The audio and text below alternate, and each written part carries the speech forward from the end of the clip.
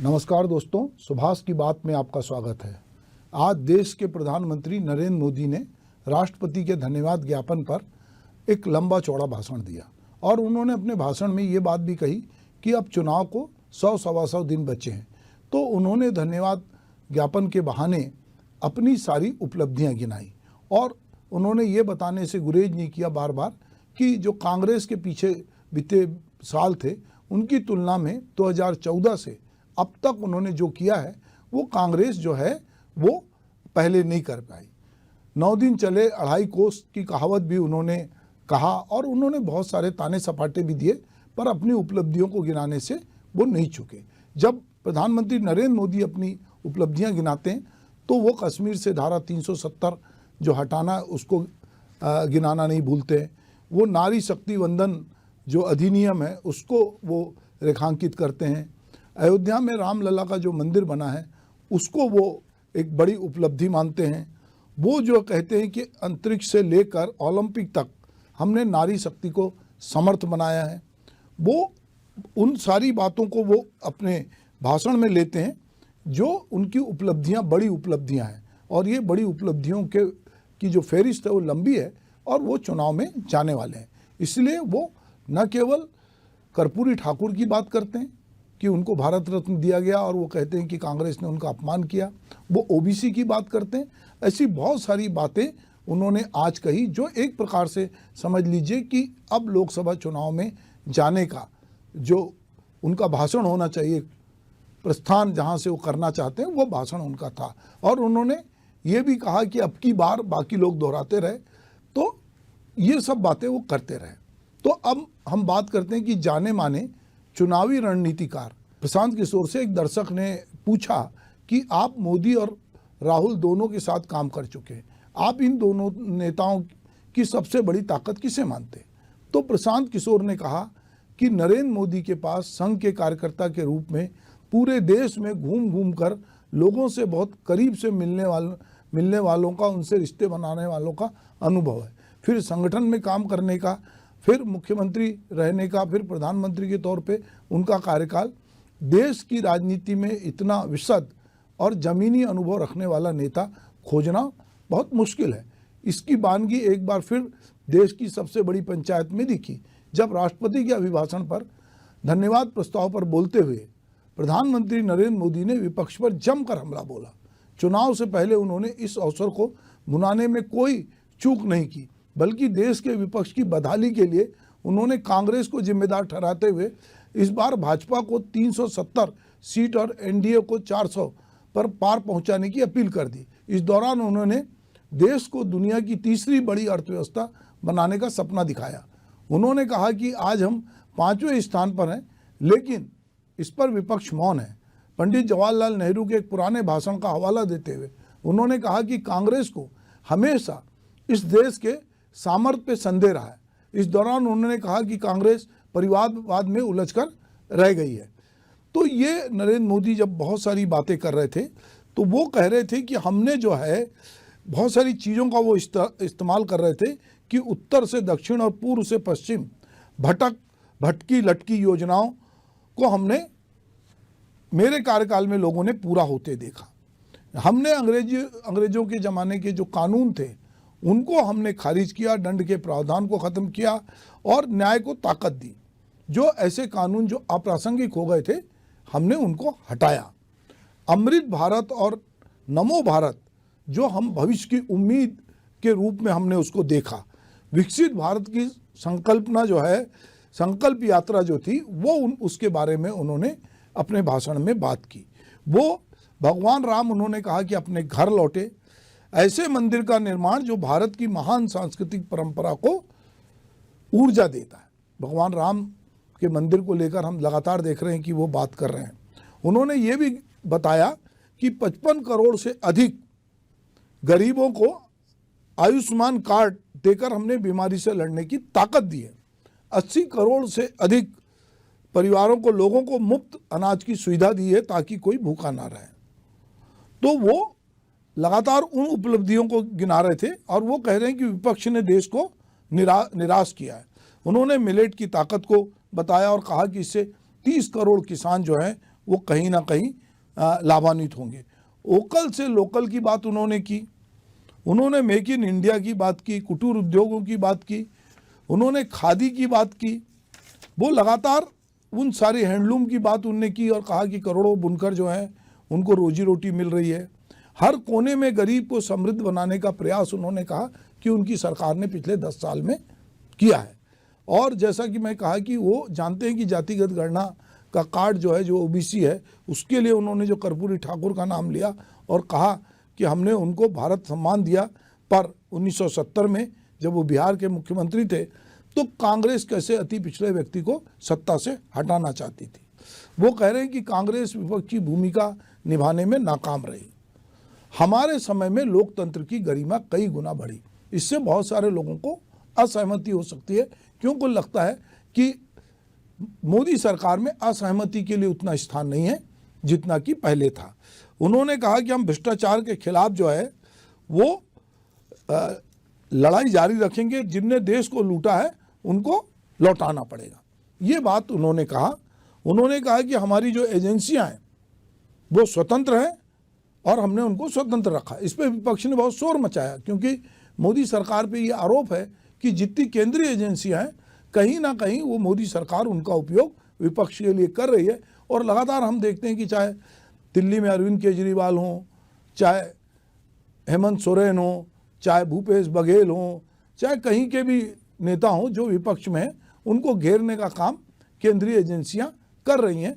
पर मोदी जी ने कहा कि हम भ्रष्टाचार को बर्दाश्त नहीं करेंगे। उन्होंने युवाओं के लिए जो स्टार्टअप है उसकी उन्होंने बात की और उन्होंने कहा कि नई आर्थिक ऊंचाइयों को हम हासिल कर रहे हैं और हम लगातार जो है, यहाँ तक कि उन्होंने जब नेहरू और कांग्रेस के कार्यकाल को गिनाया तो उपलब्धियों में दलहन तिलहन की खरीदी और उसके बारे में भी उन्होंने तुलना की।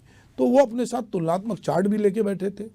वो कांग्रेस की नाकामियों को गिना रहे थे, भाजपा की उपलब्धियों को गिना रहे थे और उन्होंने यहाँ तक मछुआरे और पशुपालकों के लिए जो मंत्रालय बनाया गया उसकी भी बात की। तो हम ये कह सकते हैं कि मोदी जी अपना होमवर्क जो है वो बहुत अच्छे से करके आए थे और उन्होंने इस अवसर को छोड़ा नहीं और उन्होंने अपनी बात पुरजोर तरीके से सदन के माध्यम से रखी और एक एक बात को विस्तार से उन्होंने बताया और उनकी बातों पर विपक्ष जरूर हल्ला करता रहा। लोकसभा अध्यक्ष लोगों को बिठाते रहे, पर मोदी जी ने लगातार वो बातें की जो चुनाव में जाने के पहले जनता के बीच वो कहना चाहते थे। और उन्होंने ये बता दिया कि अगर हम आज़ादी का अमृत महोत्सव मना रहे हैं, आज़ादी के 75 साल मनाएं, तो इसमें 65 साल को छोड़ दो, जो 10 साल हैं 14 से लेकर 24 तक, ये द्रुत गति के विकास के साल हैं, जहां पर कि एक से बढ़कर एक काम हुए हैं। और अगर ये कांग्रेस अगर नहीं कर पाई तो ये उसका फेल्यूर था। और उन्होंने एक प्रकार से पूरे विपक्ष को लपेटा और बहुत सारी बातें ऐसी कही जिसपे कि उनके जो साथी सदन में बैठे थे वो लगातार तालियां बजाते रहे। तो ये मोदी का एक अपना करिश्मा है, जिसकी बात प्रशांत किशोर कह रहे हैं कि उनके पास एक बड़ा अनुभव है और वो एक बड़ा नेतृत्व कर रहे हैं। तो आज कहीं ना कहीं सदन में जो कुछ बोल रहे थे, उनके बोलने से कांग्रेस के बहुत सारे लोगों को असहमति थी। वो कांग्रेस के फेल्यूर को गिना रहे थे, अपनी उपलब्धियों को गिना रहे थे, पर वो जानते थे कि मुझे आने वाले समय में चुनाव में जाना है और लोकसभा चुनाव में एक बड़ी जीत हासिल करना है और जिसका नेतृत्व जो है नरेंद्र मोदी कर रहे हैं। तो उन्होंने आज लोकसभा के जो कहना चाहिए सदन है उसका इस्तेमाल बखूबी उन्होंने अपनी उपलब्धियों को गिनाने और देश को बताने के लिए कि वो क्या क्या कर सकते हैं और उन्होंने क्या क्या किया, ये उन्होंने किया। तो हम कुछ उनके भाषणों के अंश सुनते हैं कि मोदी जी क्या कह रहे थे। देश ने जितना परिवारवाद का खामियाजा उठाया है और उसका खामियाजा खुद कांग्रेस ने भी उठाया है। अब अधीर बाबू की हालत हम देख रहे हैं, वरना ये समय था संसद में रहने का, लेकिन परिवारवाद की सेवा तो करनी पड़ती है।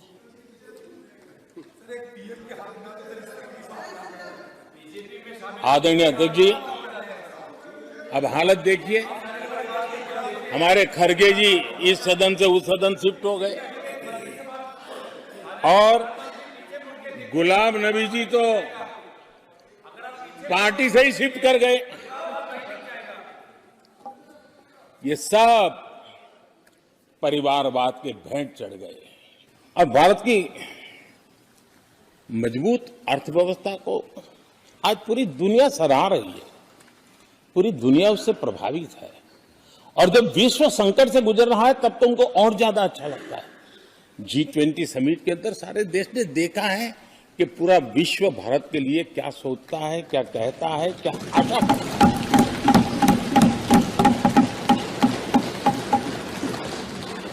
और इन सारे 10 साल के कार्यकाल के अनुभव के आधार पर आज की मजबूत अर्थव्यवस्था को देखते हुए जिस तेज गति से भारत विकास कर रहा है, उसकी बारीकियों को जानते हुए मैं विश्वास से कहता हूं, और इसीलिए मैंने कहा है कि हमारे तीसरे टर्म में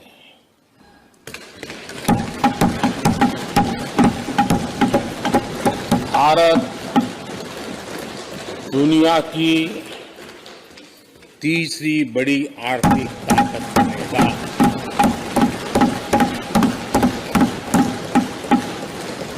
और ये मोदी की गारंटी है। अब हमारी सरकार का तीसरा कार्यकाल भी बहुत दूर नहीं है।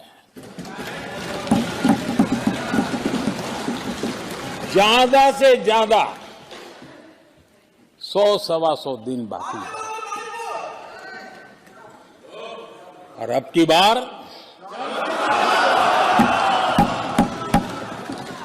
पूरा देश कह रहा है, अब की बार खड़गे जी भी कह रहे हैं।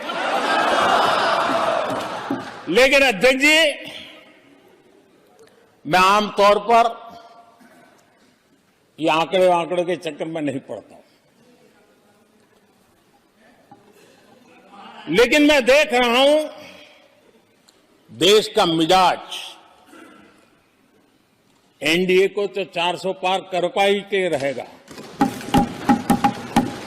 लेकिन भारतीय जनता पार्टी को 370 सीट अवश्य देगा।